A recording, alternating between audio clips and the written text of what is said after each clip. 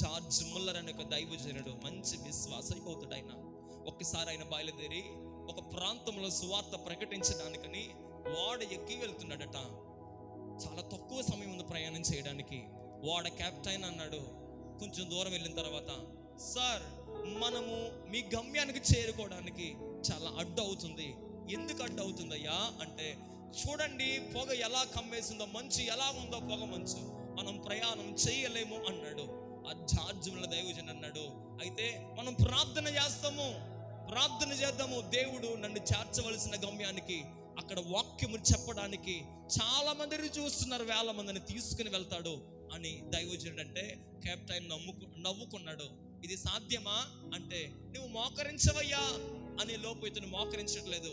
అప్పుడు ఈ George Muller తన కళ్ళు మూసుకుని ప్రభువును అడుగుతున్నాడు, నీ పనికి వెళ్తున్నాను ప్రభా, అక్కడ చాలా మంది ఎదురు చూస్తున్నారు, అనేక మందికి నీ మాట చెప్పడము నీకు ఇష్టమైతే నన్ను తప్పకుండా ఆ ప్రాంతానికి తీసుకువెళ్ళండి అని మనసులో ప్రార్థన చేయగానే ఆ కెప్టెన్ అప్పుడే దాన్ని లాక్ చేసి ప్రార్థన సిద్ధపడుతున్నాడట. ఇంకా ప్రార్థన చేయడం లేదు. అప్పుడు జార్జ్ ముల్లర్ దైవజనుడు అన్నాడు, ఓకే నీకు ప్రార్థన చేయక్కర్లేదు, దేవుని దగ్గర నుంచి జవాబు వచ్చేసింది అన్నాడట. హల్లెలూయా.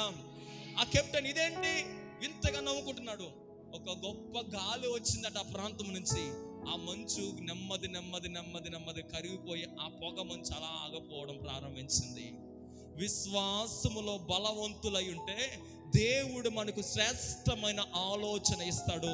ఆ ఆలోచనను ఆయనే స్థిరపరుస్తాడు ప్రియులరా. హల్లెలూయా. ఈరోజు ఒక్కసారి ఆలోచన చేయండి. బలవంతుడిని దేవుని కలిగిన మనం బలవంతులుగానే ఉందుము గాక. ఆ బలము మనము కలిగి ఉండాలంటే విశ్వాసం అనే డాలు చేత పట్టుకోవాలట. రెండవ మాట,